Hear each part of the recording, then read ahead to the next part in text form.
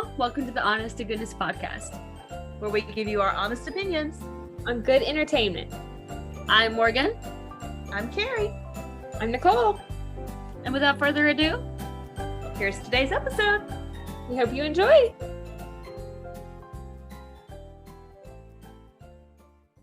Hey y'all, welcome back to the Honest to Goodness podcast, where we give you our honest opinions on good entertainment. I'm your host, Nicole, with my wonderful co-host, Kerri and Morgan. And today we will be talking about My Southern Family Christmas from Hallmark Channel. Woohoo! Morgan, I know you love this one because it takes place in Louisiana and you're in Louisiana. Yes. Go LSU! Go Tigers! As if you can't tell, there's a little bit of good old Southern rivalry going on right now because we're recording this on November 29th.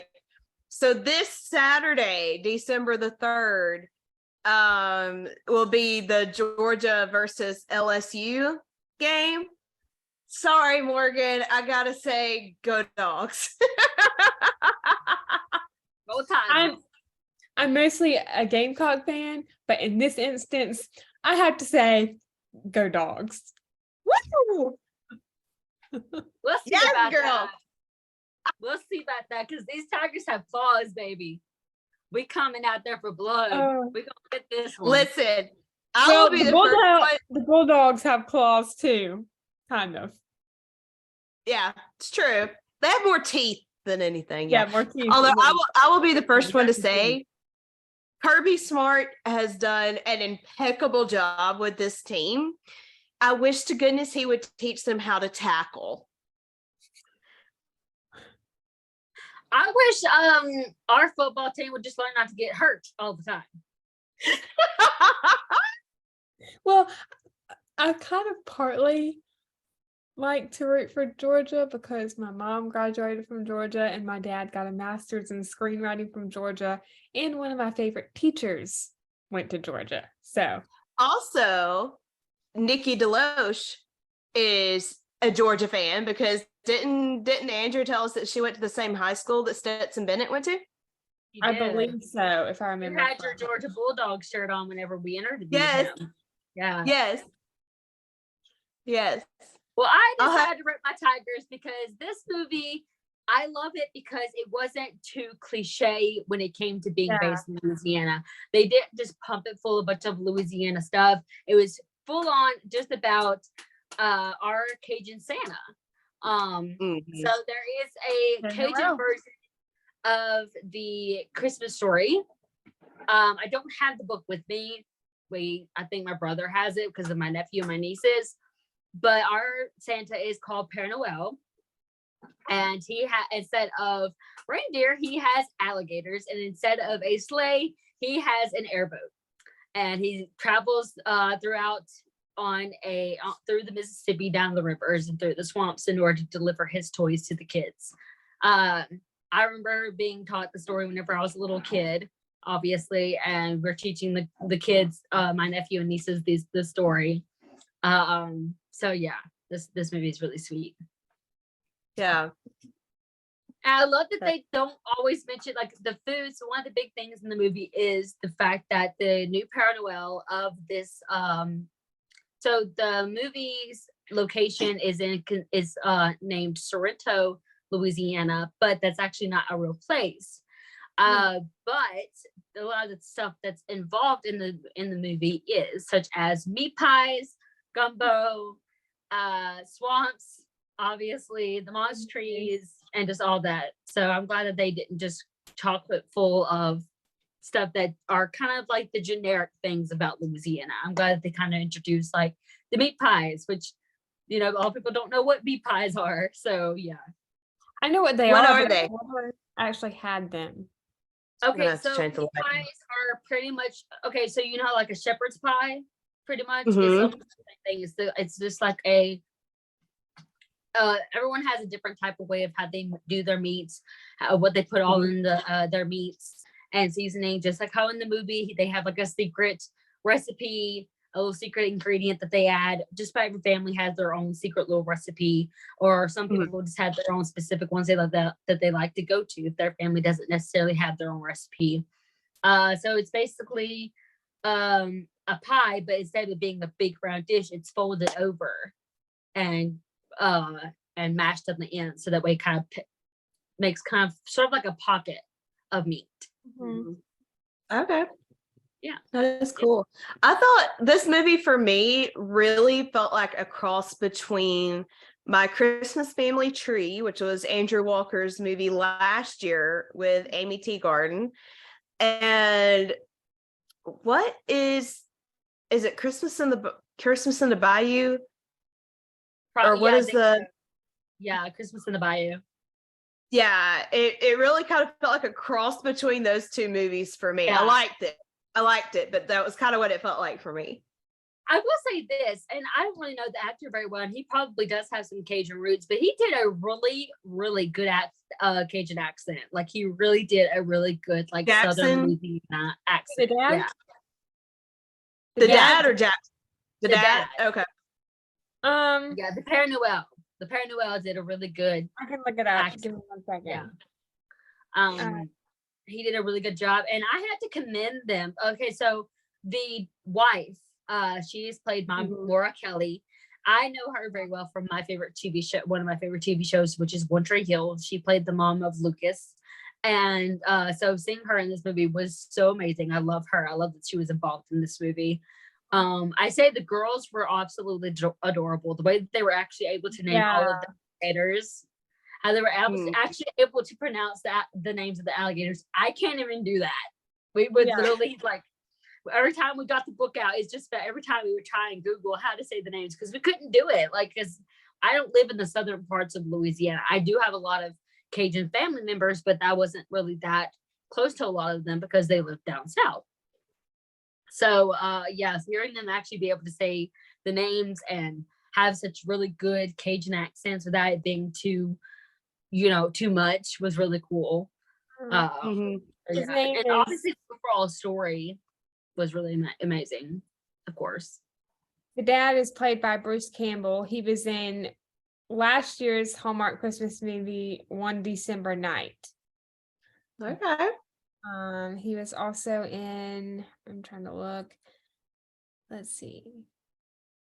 I know I'm familiar with some of his stuff, but I just can't remember if he's actually from Louisiana or not. Because I mean, I'd say I'll be shocked if he's not.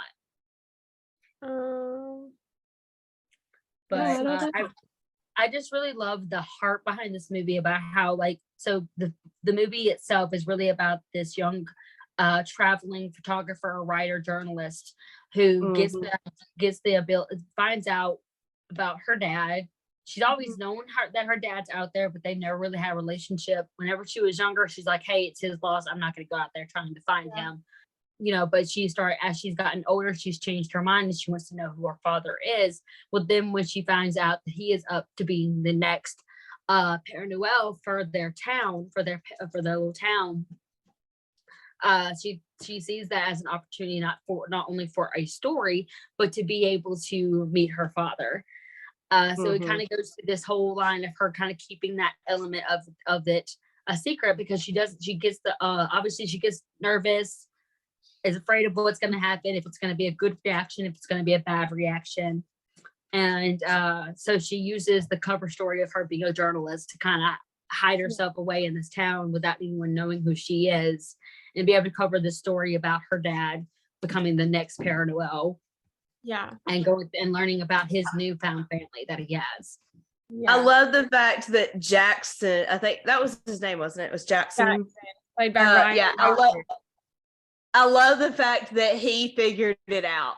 Like, that he saw her take that file, he started digging, and then he confronts her with, they were so cute together. They had a really good rapport. And of course, I love this actress. There are things that Hallmark is doing that I don't approve of, obviously.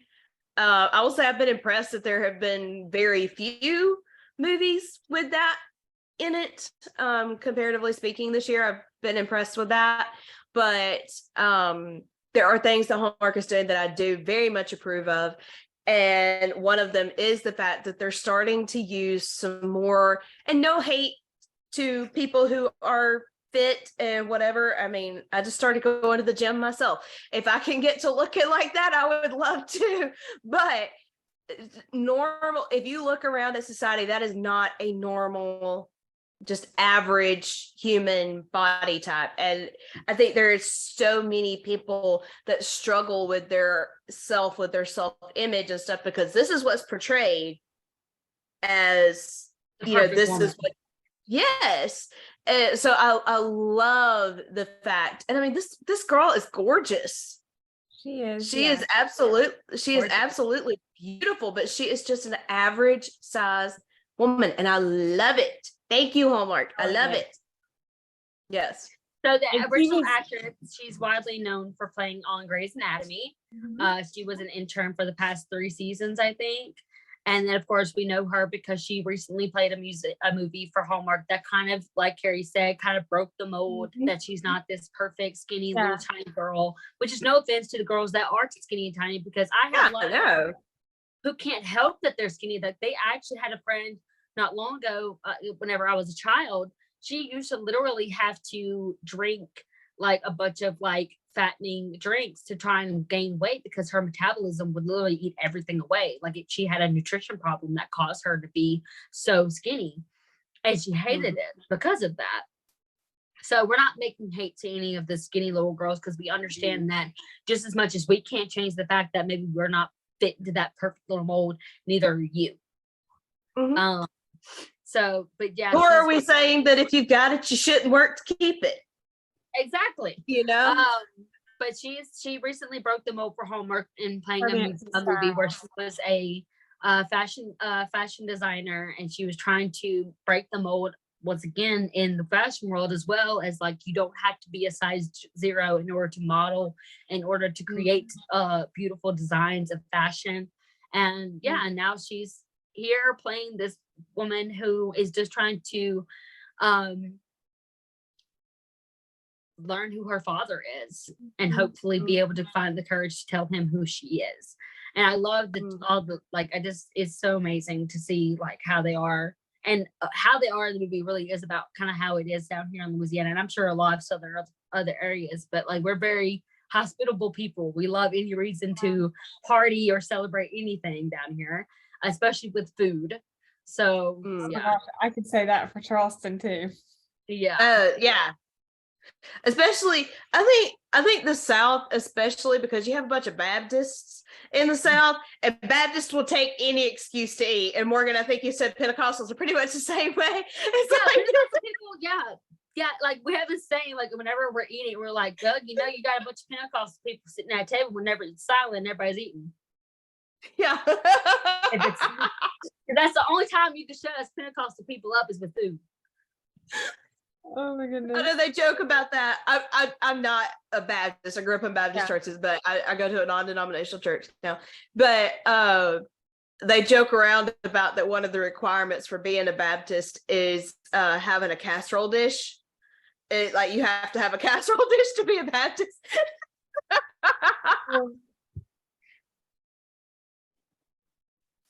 But no, I love it. And also, can we just, and we might have already mentioned this, I don't remember, my brain is going in too many different directions, but can we also just mention how good it was to see Wes Brown?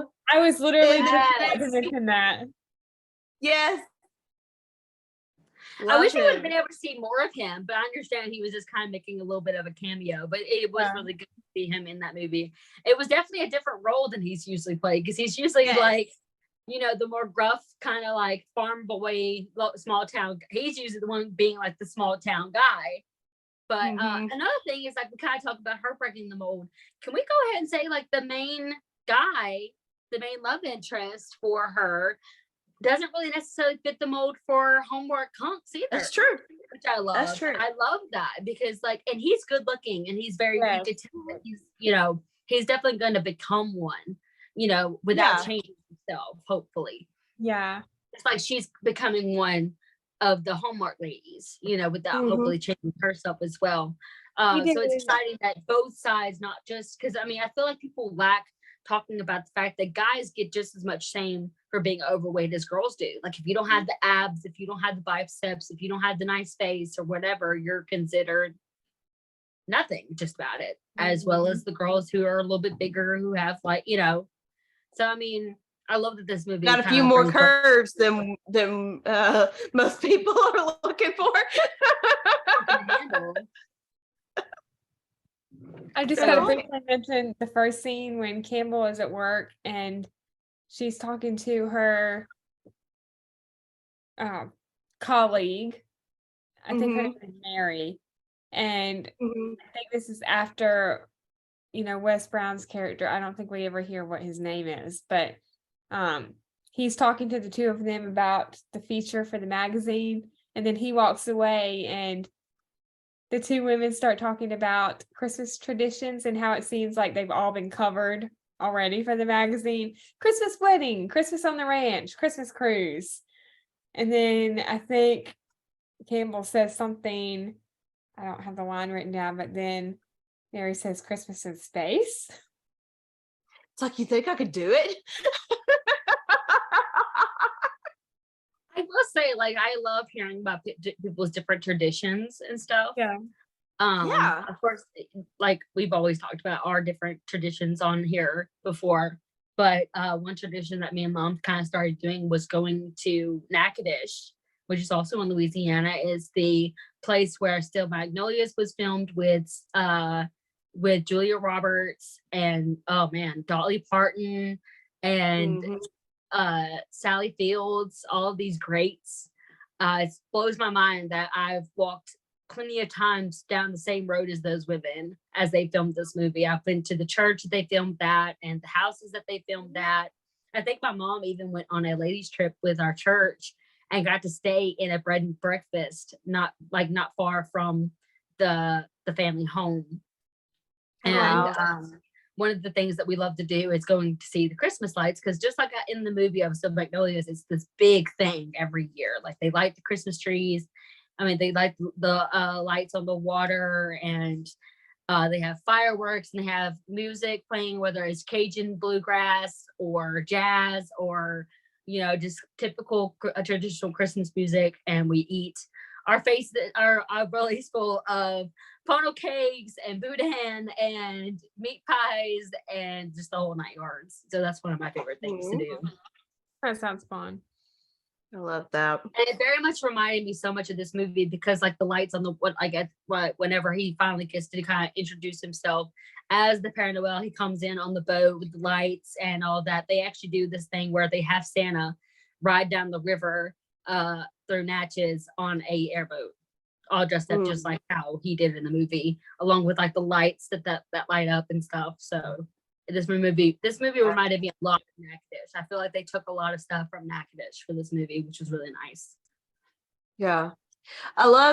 Now what's interesting to me about this movie is I don't think Campbell necessarily would have decided to go meet her biological father until she found out that she had sisters. Yeah. I think that is actually what made her decide to go meet him. I think so too, because I think she just, you know, she wanted to see what they looked like. She wanted to see how much of, you know, probably wondered like what their personalities were like, how much they were going to be alike, how much. And she even talks about that. How one of the girls really reminds her of her as a teenager. Yeah.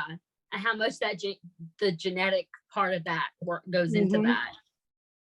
Yeah. I love when the girls run up to her that Amelia says, "Hi, Dad says not to be nightmares because we have a guest." I'm guessing that's you. Okay. Yeah. I feel like that's exactly what a Southern family would do. Like, don't be annoying. We have guests. And then Mary Margaret says, "Oh, great. Love to spend Christmas break with strangers." And then, you know, her mom's like, "Mary Margaret." And then Campbell says, "It's okay. I get it. I probably wouldn't want to spend Christmas with someone who writes for an airplane magazine either. So, wait, you mean the ones that they give out with the little peanut bags?" And that's Amelia that says that. Yeah, it's like, that's a little insulting, actually. And then I think Jennifer, the mom, says something about chores. Like they get on the topic of chores, and Mary Margaret looks at her phone and she's like, actually, chores isn't trending right now. She's over their family's meat pie business. She runs like the social media. The PR, the social media. And yes. another line, Mary That's Margaret. such a tedious thing to say. Mary Margaret also says, only for the gram. Yeah. Okay. Campbell and Jackson's meet cute with her like fixing his glasses. Adorable. I know they were so flipping cute. But I love how she like said something about his glasses, and he's like, "Okay, well, she breaks my gift and insults my glasses." So she was like, I don't remember the exact conversation, but she was like, I think she calls him cute or nerdy. And he said something about her insulting his glasses, and she's like, well, from one nerd to another. Oh, that's when she says she thinks they're cute. And she's like, well, from one nerd to another, I think they're cute. And then she's like stammering, trying to, fix what she just said. So cute. They were so cute. Yeah. I love like whenever she finds out that he was a part of the family of the dad. He's the son of the dad who used to be the Père Noël for the town. Who recently retired. I love that, like, he obviously the mayor, at least the mayor, who also had a really good Southern accent that wasn't too like out there. I think was really good. Seemed natural. Yeah, I felt like everything was natural. I didn't hear anybody that I was like, because as a Southern girl, it can be insulting sometimes at the accents people will come up with. When I found out they were going to be doing like the Cajun Christmas style way, I was like really nervous because it's really hard to do a Cajun accent. Like, I'm from Louisiana. I'm not even going to try and do a Cajun accent because I can't. But like, whenever I know they're going to have to do that in order for that to be authentic, can I say once again, this man did so good playing the Père Noël. So good. He obviously tells her to meet Jackson. Obviously, they meet, and she finds out like he's the son of the retiring Père Noël. Yeah, I love when the mayor's like, the mayor and Jennifer are standing back. I can't tell if they're flirting or fighting. Maybe both. Maybe both. That's why I put her in the cottage. I definitely agree. Definitely both. You're good with people. You know that? It's a gift. What can I say? It was almost more of a fighting to cover up the flirting than it was an actual fight. It was almost like this flirting is too awkward, so we're going to turn it into an argument. I thought the scene was Campbell, Mary Margaret, and Amelia in the pickup truck, like before Campbell meets Jackson. That was cute when Campbell lets Mary Margaret. Whenever she gave him her camera and like lets them take pictures and stuff, that was really sweet. And the girls fighting over who Campbell was going to sit next to at the table. That was so I love sweet. She's sitting by me so we can sit. Go ahead, Nicole. I was just going to say, oh, no, she's sitting by me so we can talk about photography. Yeah. I love that she does become so quickly close to them, and almost so quickly becomes really a part of the family, which is pretty natural down in the South. Like, I feel like all Southern people are like that. We all very, very, very quickly, invite newcomers in and try and teach them our ways of how we go about things and stuff, especially when they are from the city and they have no clue what's going on. And you kind of do it kind of out of comfort because they're fixing to freak out because things aren't normal down here. So, I mean, I love that she quickly became a part of the family. Of course, because Jennifer, who is played by Maura Kelly, is the mom, she knows who she is. She knows that she is her husband's daughter. She knows that he's her daughter and all of that. But yeah, I love that she became part of the family. Can we jump ahead for just a moment to the scene where Jennifer finds out that Jackson knows? Yes. She's like, was it or was it not totally Joey and Rachel about Chandler and Monica? Yes. Oh my gosh. I have not watched Friends, so I have no clue what y'all are talking about. I think you know that I know something that you know. What it like, like that whole like Yes. Nicole, I will try to send you the clip, but you will see what I'm talking about. Yeah. But it's so cute. I do love you know that something? so much. Yeah, it's like a do you know something? I might know something. Do you know something? Oh I my don't God. know. And they're like going back and forth. Hey, oh, you don't know that. Oh my goodness. I knew Morgan was gonna know what I was talking about. That Absolutely. Absolutely. I love when Joey does the whole thing like they don't know that we know that they know that we don't know that we know that they don't know that it's that. Yeah, like that whole like major like zigzag around was like my brain is like going. Yeah. It's they know that we know, but they don't know that we know that they know that we know. Yeah, exactly. Perfectly said. But yeah. The scene that was a with really the good scene. Christmas Margaret. The Christmas Margaret. I mean the Christmas Market.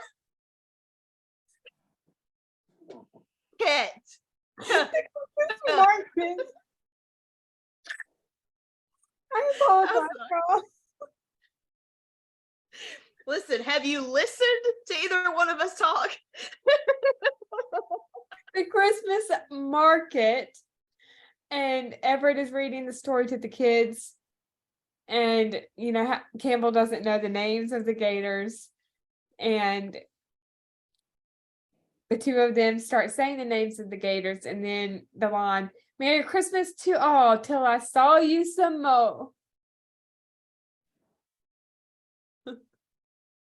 Yeah, there is no way I could pronounce any of that stuff they were saying. I couldn't even understand half of it.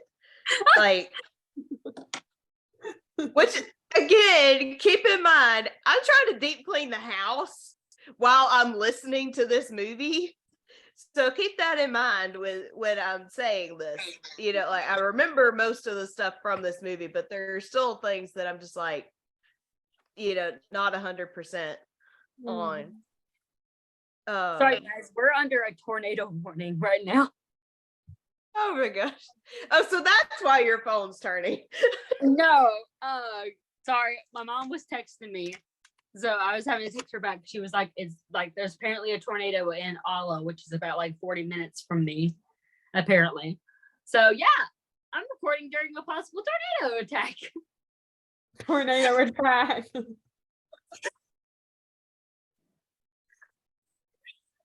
No, I'm not funny, but funny. If it's not one thing, it's another. I swear. We had a tornado warning a couple weeks ago, but it wasn't here. It was like an hour away on Kiowa. Yeah. Ours is Ala is about 45 minutes from me. Or John's Island. I could be wrong, but I think it's today in my Facebook memories as we're recording this that we had like snow and tornado warnings going on at the same time. I'm not surprised at all. Like it's not raining here anymore, so I mean, I don't know. Welcome to life in the South, y'all. Right? It's an everyday struggle with the weather. The weather is totally, completely like undetectable. But no, I wouldn't even be. I mean, I understood it. The only thing that I couldn't really do or repeat is the reindeers' names. I will say that. It is hard to do like those names. I will tell you that. But I do know some Cajun words. Not that many, but a few. Yeah. How cute was it when they went to work on the floats and Everett acted like he was going to throw Amelia in the bayou?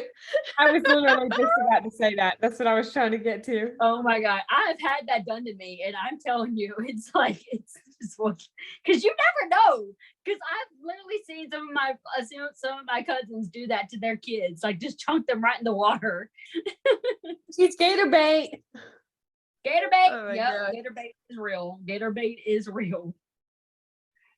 Yeah, I'm not sure I would want to live anywhere that was a problem, to be honest. Like, even when I went to Disney, I'm just kind of thinking, yeah, I'm not really sure about all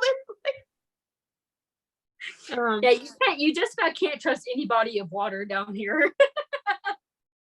And then Right. Everett saving Campbell from falling in the water, he says, I know you're looking for an immersive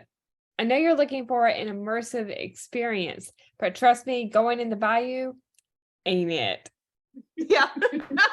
That was so cute. I also loved when he told her, in case you haven't noticed, I'm giving you an all access pass, like you're part of the family. Okay. Which of course she is. So I have a he just question. doesn't know. I have a question for y'all. I don't know if it's just me, but at that point when he said that, did y'all get the feeling that he knew Campbell was his daughter? I think there were times that he maybe not fully I think his heart was drawn to her in a way. I don't think he ever really fully knew this was actually her. Though I think it was, she just reminded him so much of what she would be like if he was in her life. Yes. I think that's what it Yes. was. He was close Yeah. to, like, he knew that she was of the age that his daughter would be at right now, knew that she, you know, that kind of thing.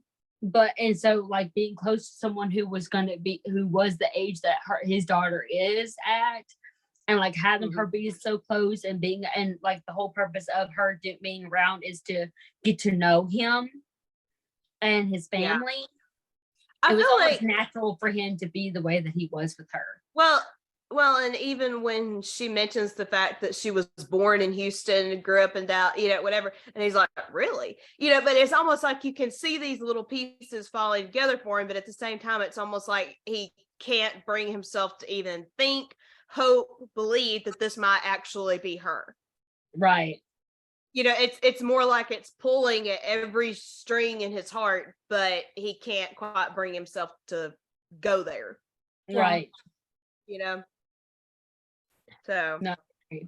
I have to mention one of my favorite scenes in the movie is Campbell spending time with Mary Margaret and Amelia, and they're making the ice cream snowmen, and they have the food fight. That was cute. That was really cute. And then they're taking photos, and they have a conversation while wrapping gifts and writing Christmas cards. I love this line from Campbell. She says, sometimes the stuff that really scares you the most ends up being the best thing that's ever happened. Amelia Which says, is totally embodies what she was going through with trying to go back and forth with brother and I to talk to her dad and tell her Yeah, Amelia says, deep. Margaret says, yeah, it was pretty deep. Like, hit this road and was like. I loved the scenes between the girls. It was so good. Good. Now we were talking about kind of off the topic of, you know, did he know?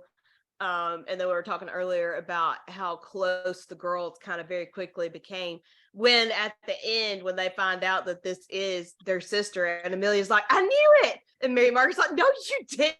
You know, she's like, well, I suspect, you know, I think it was kind of there for all of them. Like, I think Amelia did kind of know there's something here because we don't just click like this with just anybody. Like, you know, yeah, we're friendly. Yeah, you know, we'll let people in and whatever. But so badly when you click with someone like that, you like the idea that you could be family, the idea that you could be close with one another. Because even before she revealed it to him, she said that she would come back and visit and stuff like that. You know, and they got excited about even the idea of her coming back and visiting. You know, so for them to hear that, hey, this is your biological half sister, they're like, you know, they of course grab a hold of that because it's like that's what they didn't realize it, but they secretly wanted that to be true. They secretly wanted something like that so that way they could make sure that she would come back and visit and that kind of thing. Like the idea, like, hey, you will be coming back to visit because you're family. Yeah. How about Jackson? Go ahead. I was just, well, you go ahead because.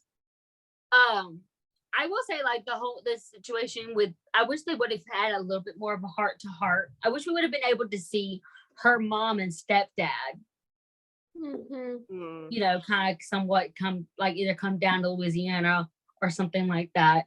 And like, because like, like she had like a good talk with her stepdad. Like, just because I'm going to find him doesn't mean that you're not my dad or that I don't love you, that kind of thing. Yeah.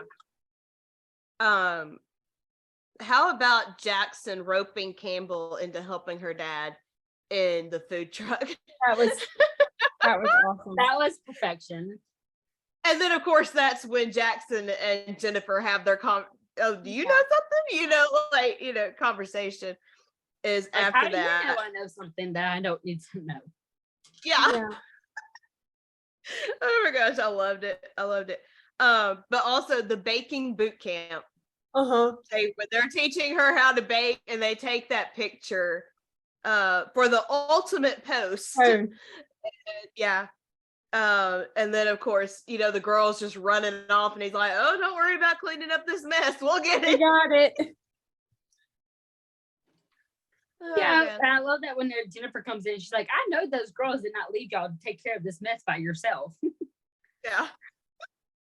Like, she just knows, like, yeah. Yeah. Okay. We've been raving about this when we talked about Tyler's movie and stuff, but the moment between Jackson and Campbell when they're dancing, oh my gosh, and he's talking about kind of that he's always wanted to travel, whatever, his family, he feels a lot of pressure from his family to just stay there and do what's expected of him, get married, raise a family, whatever. And she's like, I think they would want you to be happy. Where do you want, where would you want to travel to? And he was like, oh, I don't know. Where are you going next? And she was like, my editor said something about Morocco. And he was like, well, then I want to go to Morocco. And it's just the look on her face before he kisses her. Like, oh my gosh. So cute. So cute. And I love that so much. And it is very true for like small town kids to feel like they have to stay in this very small town, especially whenever you have something like the Père Noël and you have family traditions or like a family business and things like that. And plus like what people don't understand is that it's hard to leave a small town. Mm-hmm. It's hard to work up the nerve to go to a small town, but not only that, it's hard to even go into whatever it is that you want to go into when you're from a small town, because it is really about connections. Like when you make connections with people to be able to get out or get that job that allows you to travel or, different things like that. It's not easy to get out of a small town. Mm-hmm. Well, and especially like for me, my grandfather, my dad's dad was one of those people that everybody knew him. Everybody knows my dad. For years, nobody knew mine or my mom's name. We were Gordon's wife, Gordon's daughter, or like, my grandmother, she was tax commissioner. So everybody knows Belinda. And so it's like, I remember when I first started going out and trying to look for a job and stuff, that like Nana and Daddy were both kind of like, listen, if you can use our names to help you get a job, do it. And I went, no. I'm like, I don't want to get this job because I'm Belinda's granddaughter or Gordon's daughter or Kirby's granddaughter. I was like, I want to get this job because I'm capable of getting this job. And I did. And I was very proud of that fact, but I was just like, but it is a thing. It's all in who you know. And like, especially when you start working in film and stuff, oh boy, is that all in who you know. That is totally a connections business. But for me, like being from a fairly small town, not like tiny, but where pretty much a church we were going to, pretty much everybody in there was either related or had known each other so long they might as well be. So, I mean, it's like, you better watch what you say because everybody is related to everybody in here. Exactly. Watch who you try and date too, because you never know. Because like I have a story where me and my brother, we started going to, we ended up getting pulled out of our old school and we were going to go to a new school. And this particular town of Larto, we like literally is made up of pretty much our family, like the Books and the Wileys. And so like, and we have a history in our family where the Books and the Wileys have married and had kids.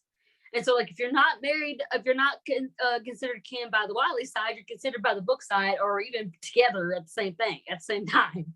So it's like before, like I wasn't old enough really to date at that time. Whenever we moved down here, I was probably like 14. My parents sat my brother down because he was going into like his sophomore, junior year, and they flat out told him, "Don't even try looking at any of the girls, because 9 times out of 10 you're kin to them. Just don't even try." Well, not even a month after going to this school, he comes home. He's like, "Daddy, do you know such and such?" And he's like, "Yeah, why?" And I was like, "Well, that's so and so's daddy." And he's like, "Uh-huh." And he's like, "I like her." And he's like, "Well, you might have found the one person that you're not too kin to where you can't get married." So, like, my brother and my sister-in-law are like 10th cousins once removed or something like that. So, yeah. So he found like the one little gold nugget. If you go back far enough, you and we're all related, because I mean the earth was repopulated by 3 dudes. So I mean, but I don't know. That's something I've always wondered. There's a particular movie, and this is completely off topic, but somewhat on topic. There's a particular movie. I can't remember what the name of it is right at this particular moment, but where these teenagers are, they meet, they become friends. And to me, you can kind of tell that there's something gonna develop there. Like, not necessarily that it is right at that particular moment, but something is developing there. But then her mom, his dad, I think, like had known each other years ago, and it was like his best friend that she married, and that ended up like getting killed in action. And you can tell there's attraction between the two of them. So what happens there? The kids are teenagers. The parents decide to get married. The kids are technically not related, even though their parents are married. It's like, what do you do with that? Because technically this is your stepbrother or sister, but technically you're not related. I feel like it really does depend. Like, do the parents plan on having kids? You know what I mean? Or are they old enough to where they're in the area where they can't really have kids because they're too old? Yeah. I feel like I'm sure it's happened of like a. That would be the tiebreaker for me. Like, if our parents have us a sibling and we have to try and sit them down and explain to them that, blah, blah, blah, blah, that would be the breaker for me personally. But I mean, I feel like if we're not or Tennessee stuff going on right there. Kentucky. Yeah, there you go. Kentucky. That's Kentucky stuff right there. But but I mean, I'm sure that has happened, even of like a young couple getting married. Alabama. And then their parents, like after the young couples get married, that their respective father or mother ended up getting together. It's like, what do you do with that? Oh my gosh. Have you ever heard the Ray Stevens? So many families do that. And I mean, on TV and stuff like that. And I've even had parents be like, we're older. We're going to die eventually. Okay. We need to be together now. Okay. You're like teenagers. You can eventually get together whenever you're older. Okay. Or whatever. Or like, you have all the time in the world to go find you someone else that is your so-called soulmate. And I feel like that's kind of unfair. It's like, okay, I can't help that you're 40 something years old trying to date. Yeah. Because I mean, it's not my fault. I mean, you've already been married. Okay, I haven't. Yeah. Well, have you ever heard the Ray Stevens song "I'm My Own Grandpa"? Mm-hmm. Oh man, it is hilarious. Sometimes I feel at this point I'm going to be 40 before I start dating. Trust me, I feel that. But getting back to the movie. Getting back to the movie. Oh my gosh. But I felt like Jackson and Campbell's relationship in this movie was really, really sweet. Yeah. I loved that he wasn't I mean, he wasn't the main storyline. The romance was not the main storyline in this movie. Yeah. He was not your typical Hallmark leading man because he was not the leading man in this story. Exactly. You know, her dad was. Yeah. And so I loved all the elements of this story. Yeah. Like you said, I love the stuff that they brought in, the Cajun culture and stuff. And That was the then tip of the iceberg, though. I will say that. question: could we actually handle one that was real? No. That was really cute when they were at Cajun night, I believe, and the women were reciting the names again of the gators. That was really sweet. I've tried so hard to learn how to say those names. It's not easy at all. So bravo to those women, because them being able to say it so clearly and so good like they did, bravo to them. I mean, I'm telling you, it's not easy. Yeah. We just talked about her coming back for Christmas morning. The gifts were like so spot on. Yeah. I love when he's like, if anybody was wondering if this store is open at 2:00 in the morning on Christmas Eve, it is. Yeah, a lot. That's actually that happens a lot down here. I mean, I'm telling you, like, there's a lot of 24-hour stores that going around out here. Not maybe since COVID, but before COVID, it was. Yeah. But yeah, I love that. I love that at first she thought that he was leaving because he didn't want anything to do with her, and then he came back with all of these letters and this journal, and because like the letters didn't get sent because they ended up moving, and he didn't know their address, and so they got resent back, and he thought that they were getting resent back because she didn't want anything to do with him, and then journals. That brings up the point too that earlier in the movie she had overheard a conversation between Everett and Jennifer, because she had asked her mom, like, you know, what happened and why didn't he ever come back, you know, and she was like, if he wanted to come back he would have, and she ends up finding out he tried to come back, but by the time he came back, you know, the guy that ended up being her stepdad was already in the picture, and he was like, he didn't want to ruin that for her, so he actually stayed away because he loved her so much. He didn't want to. He talked about the story. He talks about the story of her having a dance recital, and he's like, I want to use this as a way of being able to, you know, see her, and then maybe possibly, you know, step into her life, and then, you know, he's ready to go and step up towards her, and that's when her biological mom and the stepdad come in, and he's got roses for her, and like gives her she gives him a big hug, and he's like, I can't step into this picture. You know, she's got that. Because he's already caused enough trouble for them. He doesn't want to cause any more than he already has. I'm telling you, when those letters in that journal came out, I was like so ready to cry. I was like, oh my gosh. And of course, all the time wasted out of like because of all of these different things that were like keeping them, you know, not only just their own way of thinking, but actual things like such as the addresses not going through, like the letters not going through and everything. Oh my goodness. Which, Nicole, I'm sure that makes you and I think of SFD. Yes. Just a little bit. Yeah. But then when Amelia and Mary Margaret find out that this is their biological sister, that was sweet. Amelia is like, oh, Dad, she's part of the family, you know, and like whispers to him, and he takes that journal and writes down the secret ingredient to their meat pies that only family members can get.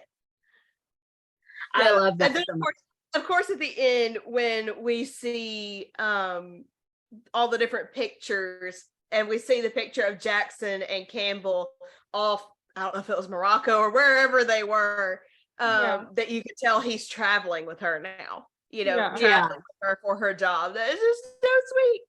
I know. I love it so much. It's just like this whole movie was just so good and wholesome, and it really just gave you that sense of a small town, the small community, all loving each other, this family that, you know, was wrapped up in so much love. It was so good. Yeah. It was really, really good. I would probably give it a 9 out of 10. Yeah, I'd give it a 9 out of 10. There's probably some scenes I would have liked to have had in there, such as like obviously the mom and the stepdad being more included. Because it affected them too. Because I mean, this is about her past as well. So I would have liked to have seen that. I would have liked to have seen some more Cajun stuff, obviously, because I feel like you can't get enough of that kind of stuff whenever you do the Père Noël. But yeah, other than that, yeah, I agree. 9 out of 10. Yeah. I feel like the movie, like standing alone, I feel like it would be a solid 9 out of 10 for me. I feel like compared to a lot of the other movies this year, it's not one of my top favorites. Simply because I feel like as a standalone movie, it's really good. But I feel like for me, because it reminds me so much of My Christmas Family Tree, I think between those two, I would have to pick My Christmas Family Tree. I'm sorry, it's Andrew. You know, who's not gonna love Andrew? You know, I understand, and honestly, I feel like I kind of agree. And but like, I love both. I love both. But if I were gonna have to choose, like just simply between the two, I think I would have to choose My Christmas Family Tree. But I would say as a standalone movie, without that factor in there, I would give it a solid 9 out of 10. Yeah. Okay. So we definitely highly suggest this movie for you guys. It's really good. I feel like I love it. If you guys want to kind of see how it kind of is more in the southern states, how we like to do Christmas, it's really good. I want to see more Southern family Christmas stuff, you know, like real Southern family Christmas stuff. You know what I mean? Like, not saying like it doesn't always have to be on a farm or a ranch. Mm-hmm. You know, it doesn't always have to be like that. It can be just a small, simple town, like in a southern. I like that we're starting to get a little bit more of just the average person story from Hallmark, and not the extreme of a farm or a ranch or city. It's like we're starting to get a little bit more of just your average person. Nothing was in danger of being sold or like reforged or whatever. It was just like, you know, she was covering a really interesting story about how this town was with their Père Noël. You know, it wasn't there was nothing that was in danger. The big thing was that there was a secret that was being kept, and I kind of like that was a different take on things. I don't know where this will end up once all the Christmas movies have aired in my rankings, but I feel like it will be in the top 10. So it's in the top 10 for sure right now. I definitely see it eventually maybe being top 5, simply because it's based in Louisiana and they didn't like butcher it and add a bunch of like crazy things or whatever. So Yep. All right. Anything else? I think so. All right. Well, I don't know what movie we'll be covering next. Yeah. That's in Natchitoches. Oh, that's awesome. That is beautiful. I'm curious to see how this Georgia LSU game goes. Of course, that'll be out like way before this episode comes out. So. Go Georgia. Go Tigers. Georgia. Tigers. Dogs. Tigers. Dogs. Tigers. Shut this episode off in a loving way. And we'll be back soon. We'll be having a Christmas game night, as we always do. We always have a lot of fun with that. And we'll be back soon with some more Christmas recaps. I think right now we're caught up on the ones that we actually want to do while we're recording this. Now, this is going to come out way after we record it. But we'll see. We're looking forward to the rest of the movies coming out. And we'll be back again soon. Bye, guys. I love you.